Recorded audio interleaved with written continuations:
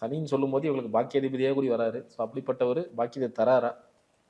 ஆமாம், இப்போ சனி சொந்த நட்சத்திரத்தில் போயிட்டு இருக்காரு ம். கோச்சாரத்தில்.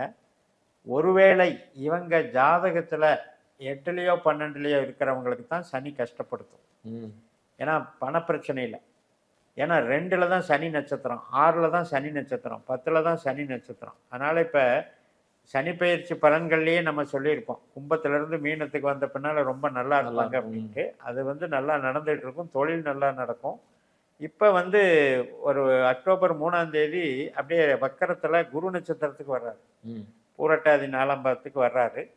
வந்தாலுமே அவர் 10ஆம் இடம், 10ல் சனிங்கிறது வேலையை கொடுப்பார், கர்மத்தை செய்ய வைப்பார், வேலையை கொடுப்பாரு. அதனால் தொழில் பலம் உண்டு. நிச்சயமாக இந்த சனி திசை நடக்கிறவங்களுக்கு பிரச்சனையே கிடையாது. சில புத்திகள் அப்படின்னு எடுக்கும் பொழுது சனி திசையில் இப்போ செவ்வாய் கிரகமும் சனியும் பார்த்துக்குது. அடுத்து பார்த்துங்க, சூரியன் புரட்டாசி மாதம் ஆனவுடனே 4ஆம் வீட்டுக்கு வருவார், அவரும் சனியை பார்ப்பார்.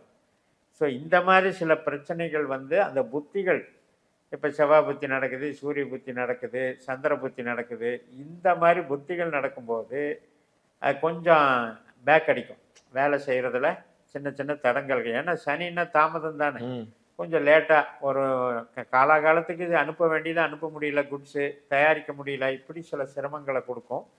அதான் புத்திகள் வேறு இப்போ நடக்குதுன்னு வைங்க. இப்போ சனி இப்போ தான் ஆரம்பிச்சிருக்கு, சனி புத்தியோ புதன் புத்தியோ நடக்கிறவங்களுக்கு பிரச்சனை இல்லை.